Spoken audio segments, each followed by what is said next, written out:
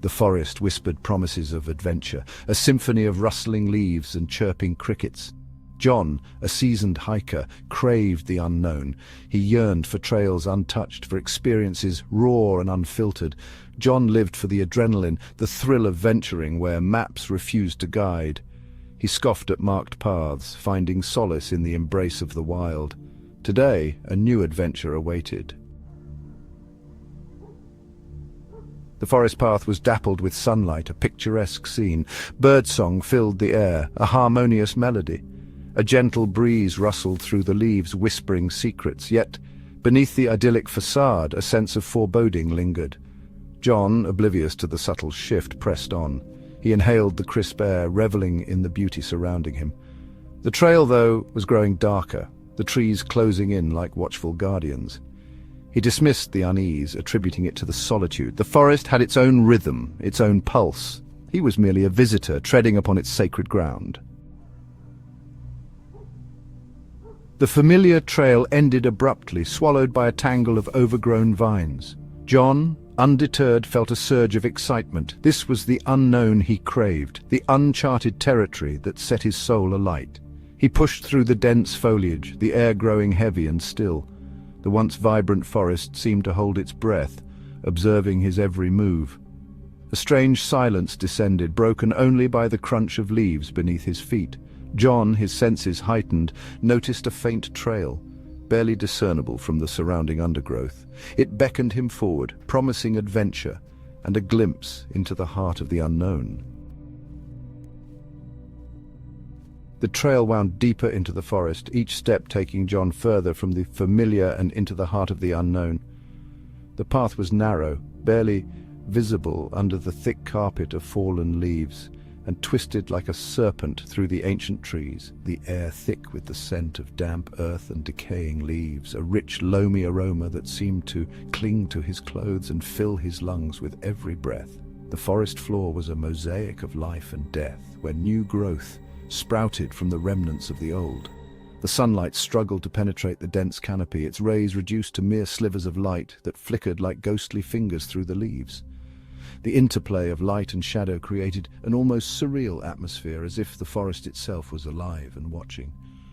Casting long, eerie shadows that danced around him, the forest seemed to whisper secrets in a language he couldn't understand. The shadows moved with a life of their own, creating shapes and forms that played tricks on his mind. John felt a shiver run down his spine, a primal instinct warning him of danger.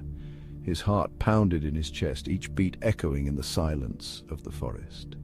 He couldn't shake the feeling that he was being watched, that unseen eyes were tracking his every move, a primal instinct warning him of danger, urging him to turn back. But curiosity, that insatiable human trait, kept him moving forward. He had to know what lay ahead, what secrets the forest held. He pressed on, his curiosity outweighing his growing unease. Each step was a battle between fear and fascination, the unknown pulling him deeper into its embrace. The forest seemed to close in around him, the trees growing denser and the path more treacherous. The forest seemed to close in around him, the branches reaching out like skeletal hands. The silence was oppressive, broken only by the sound of his own breathing and the occasional rustle of leaves. The silence broken only by the sound of his own breathing, a constant reminder of his solitude. It was as if the wilderness itself was watching him, judging his every step. The feeling of being an intruder in this ancient place grew stronger with each passing moment. It was as if the wilderness itself was watching him, judging his every step. The trees seemed to whisper among themselves, their leaves rustling in a language he couldn't understand. He stumbled upon a small clearing, a circle of disturbed earth devoid of vegetation. He stumbled upon a small clearing, a circle of disturbed earth devoid of vegetation. The air hung heavy and oppressive, charged with an unseen energy. It was as if the forest was holding its breath, waiting for something to happen. A circle of disturbed earth devoid of vegetation, the ground seemed to pulse with a life of its own. The air hung heavy and oppressive, charged with an unseen energy. John felt a cold dread creep into his heart, a sense of foreboding that he couldn't shake. The air hung heavy and oppressive, charged with an unseen energy. The mist that clung to the ground seemed to swirl with a purpose, as if it was alive. John felt a cold dread creep into his heart, a sense of foreboding that he couldn't shake. Charged with an unseen energy, the forest seemed to hum with a silent power. John felt a cold dread creep into his heart, a sense of foreboding that he couldn't shake. He knew he had to be careful, that the forest held secrets that were not meant to be disturbed. John felt a cold dread creep into his heart. The forest was alive with whispers, secrets that seemed to beckon him closer. He took a deep breath, steeling himself for whatever lay ahead. The journey was far from over, and the forest had many more secrets to reveal.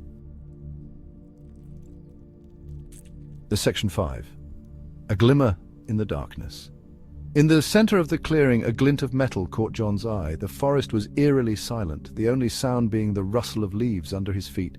The sun was setting, casting long shadows that danced around him, making the glint even more mysterious. He cautiously approached, his heart pounding in his chest. Each step felt heavier than the last, as if the forest itself was trying to hold him back.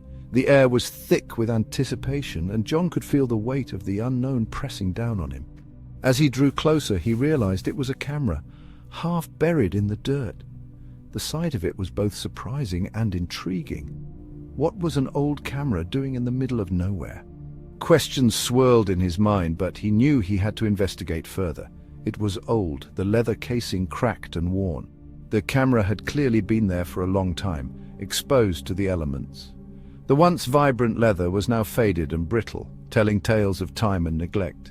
He carefully picked it up, brushing away the dirt and leaves. The camera felt fragile, as if it might crumble in his hands. Yet there was something resilient about it, something that had withstood the test of time. The camera felt strangely heavy in his hands, as if it carried a weight beyond its physical form. It was as though the camera held memories, secrets, and stories waiting to be uncovered. John felt a connection to it, a sense of purpose. He could feel a faint warmth emanating from the metal, sending a shiver down his spine. This warmth was unexpected, almost as if the camera was alive, pulsating with energy. It was both comforting and unsettling. He pressed the release button and the back of the camera creaked open. The sound was almost deafening in the silence of the forest, echoing around him. It was a moment of revelation, a step into the unknown. Inside there was a roll of film, miraculously intact. This discovery was astonishing. How had the film survived all these years? What images did it hold? The possibilities were endless, and John's mind raced with excitement. A surge of adrenaline coursed through him. This was more than just a camera. It was a key, a link to the past. The thrill of discovery was intoxicating, filling him with a renewed sense of hope and determination. This could be his ticket out of this nightmare, a clue to lead him back to the familiar. The camera, with its hidden film, was a beacon of light in the darkness, guiding him towards answers and perhaps salvation. Section 6. The Face of Horror. In the heart of the dense, shadowy forest, John stood alone, his breath coming in short, sharp gasps. The trees around him seemed to close in, their branches like skeletal fingers reaching out to ensnare him. The air was thick with an eerie silence, broken only by the occasional rustle of leaves underfoot. John fumbled with the film, his hands trembling with anticipation and fear. The camera felt heavy in his hands, its cold metal a stark contrast to the sweat on his palms. He had found it abandoned in the underbrush, its lens cracked but still functional. What secrets did it hold? What had it captured in its final moments? He needed to see what the camera held, hoping for a clue, a landmark, anything familiar. His mind raced with possibilities, each more terrifying than the last. Could it be evidence of the missing hikers, or perhaps something far more sinister? The weight of the unknown pressed down on him, making it hard to breathe. He closed his eyes for a moment, took a deep breath, and then began to rewind the film. The sound of the film winding back was almost deafening in the stillness of the forest. Each click of the reel felt like a countdown to some impending doom. He steeled himself, knowing that whatever he was about to see could change everything. The first few frames were overexposed, filled with blinding light. It was as if the camera had captured the very essence of fear, a moment so intense that it burned through the film. John squinted, trying to make sense of the bright, chaotic images. His heart pounded in his chest, each beat echoing in his ears. Then an image began to form, hazy at first, then growing sharper. Slowly, the shapes and shadows coalesced into something recognizable. His breath caught in his throat as the picture became clearer. It was like watching a nightmare come to life, the details emerging with horrifying clarity. It was a face contorted in a silent scream, eyes wide with terror.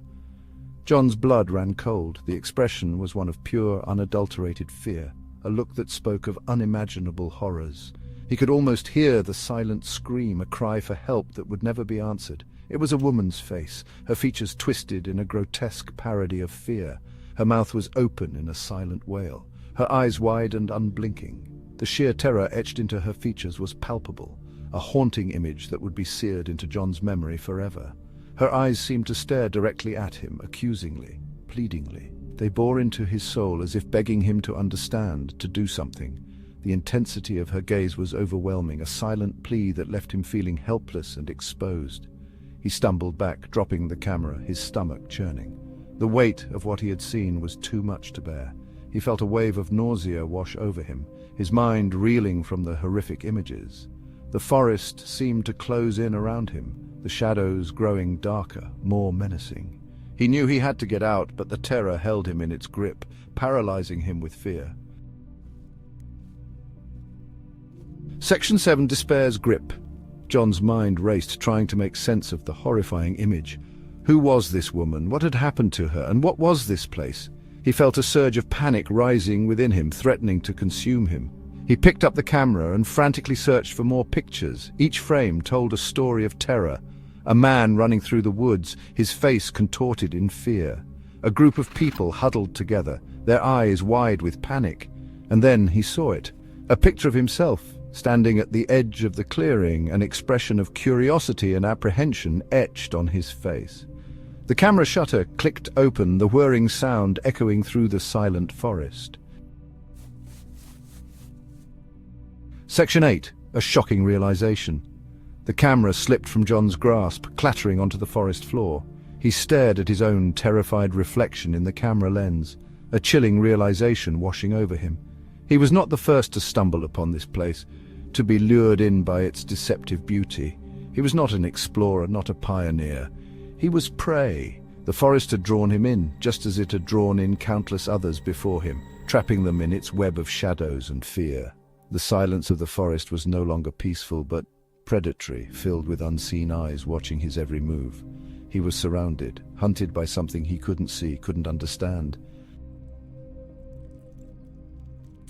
Section 9, The Unending Nightmare. John turned to run, his heart pounding in his chest. But the forest had closed in around him, the trail he had followed vanished. He was lost, trapped in a nightmare with no escape. He ran blindly, branches whipping at his face, thorns tearing at his clothes. But the forest seemed to stretch on forever, the trees closing in tighter, the shadows growing longer. The last thing he heard before the darkness consumed him was the click of a camera shutter and the echo of a woman's scream, of a woman.